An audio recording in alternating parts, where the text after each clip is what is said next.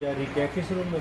कि कांग्रेस का चाहे मैनिफेस्टो है चाहे उनकी कोई घोषणा है, वो मैं मान के चलता हूँ कि झूठ का पुलिंदा ही है। जब पहले उन्होंने 2 चुनाव जीते, उनकी सरकार बनी।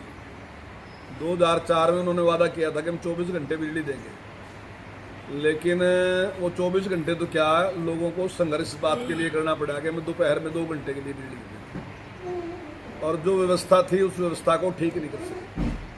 महंगी बिजली बेचने के बावजूद भी 27,000 करोड़ के घाटे में थी।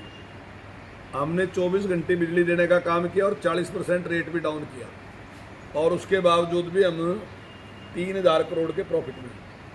उन्होंने कहा कि भाई गैस का सिलेंडर हम 500 रुपये का देंगे, वो तो हमने पहले से ही 500 रुपये का कर दिया। अब वो कह रहे कि हम 6,000 पेंशन देंगे। तो जब इनकी सरकार आई तब 400 रुपये पेंशन थी, और जब सरकार गई तब 700 रुपये पेंशन थी। तो तब तो 10 साल में ये 300 रुपये बढ़ा सके। लेकिन अब लोगों को गुमराह करने के लिए ये कह रहे कि हम 6,000 पेंशन देंगे। कर्मचारियों को ओपीएस की बात ये कह रहे कि हम देंगे, तो उसको बंद किसने किया था? इन्हीं की सरकार तो थी जब वो बंद किया था।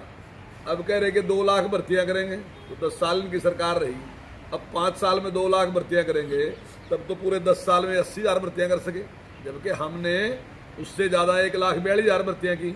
और हमारा तो 1 महीने पहले आचार संहिता लग गई, नहीं तो हम 1,60,000 से ज़्यादा भर्तियां कर देते। हमारी प्रोसेस में थी, 25,000 तो भी होने वाली थी हमारी, तो हम कर देते।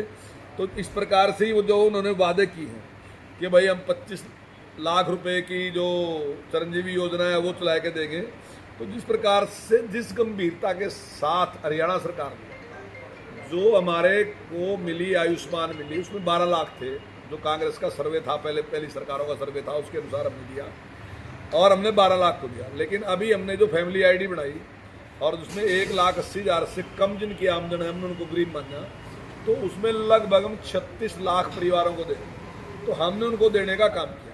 जो ये 300 यूनिट बिजली फ्री करने की जो बात इन्होंने कही, तो आज जिस प्रकार से माननीय प्रधानमंत्री जी ने सौर ऊर्जा के तौर पर जो शुरू किया, और उन्होंने कहा कि इस साल में हम 1 करोड़ लोगों के घर पे सौर ऊर्जा का लगाएंगे, और उसमें 300 यूनिट उनको फ्री भी मिलेंगे, और अगर ज़्यादा बिजली होगी तो उनको वो बेच भी सकेंगे। तो ये तो सारे के सारे पहले से सरकार की घोषणा है। 100 गज के प्लाट की बातों कह रहे हैं, उन्होंने प्लाट कुछ टाइम दिए थे, तो मैं समझता हूँ कम से कम 50% से भी ज़्यादा लोग ऐसे थे जिनको कब्जा नहीं दे सके। वो कब्जा देने का, रजिस्ट्री कराने का काम हमने किया, और हमारी सरकार ने निर्णय लिया कि भविष्य में हम पंचायत की ज़मीन में से नहीं बल्कि ज़मीन खरीद देंगे, और उस ज़मीन में से हम जो गरीब आदमी है उसको प्लाट देने का काम हम करेंगे।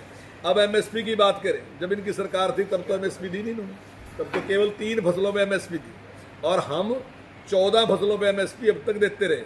अभी हमारे माननीय मुख्यमंत्री जी ने घोषणा की है, और घोषणा नहीं की, उसको इम्प्लीमेंट कर दिया हमने कि आने वाले टाइम में हम 24 फसलें हैं, और 24 की 24 फसलों पे हम एमएसपी देंगे।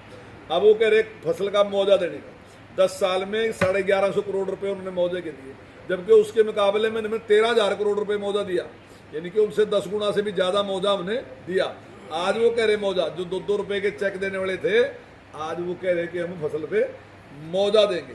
तो ये जो जिस प्रकार की घोषणाएं उन्होंने की हैं, मैं समझता हूँ कि ये उनके बस की बात नहीं। उनकी सरकार अभी हिमाचल में आई, और हिमाचल में जाके आप एक सर्वे करके वहाँ के लोगों से पूछो कि किस प्रकार से दुखी हैं।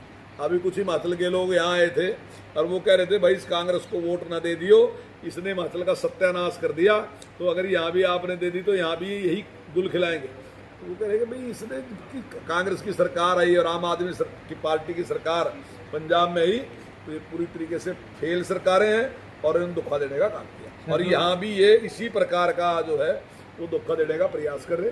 मैं समझता हूँ कि हरियाणा की जनता जो है बहुत जागरूक है, और इनकी बातों में नहीं है।